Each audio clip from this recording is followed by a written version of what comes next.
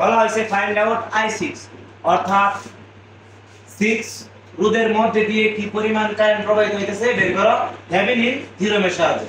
তাহলে সচরাচর নিয়ম যার মান বের করো তার খেলে বলো খোলা প্রান্তের ভিটিএস আরটিএস বের করব। দেখো তাহলে এটা প্লাস মাথা এটা মাইনাস মাথা, তাহলে এটা হলো ভিটিএস। এখানে একটা লুপ করাবা, লুপ করলে দেখো এই কারেন্ট এদিকে যাইতেছে না, আর সেদিকে যাবে না, এদিকে যাবো রাস্তা খোলা যাবে না, তাহলে এটা প্লাস মাথা এটা মাইনাস, আর এটা ব্যাটারি মাইনাস এটা প্লাস।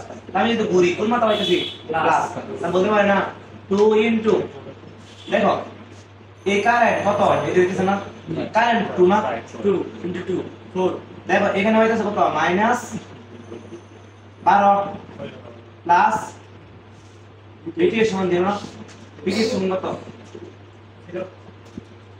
ভিটিএস সমান 8 ভোল্ট না,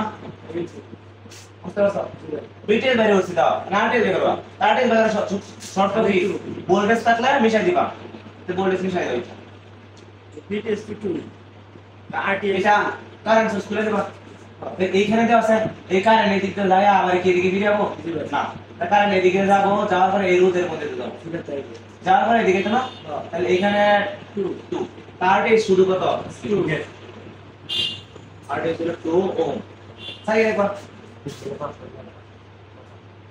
বলছিলাম খোলা প্রান্ত ছিল 6, এখানে আছে আমার 8, আই সমান বলতে পারি 8 প্লাস 6 সমান 1 এম্পিয়ার।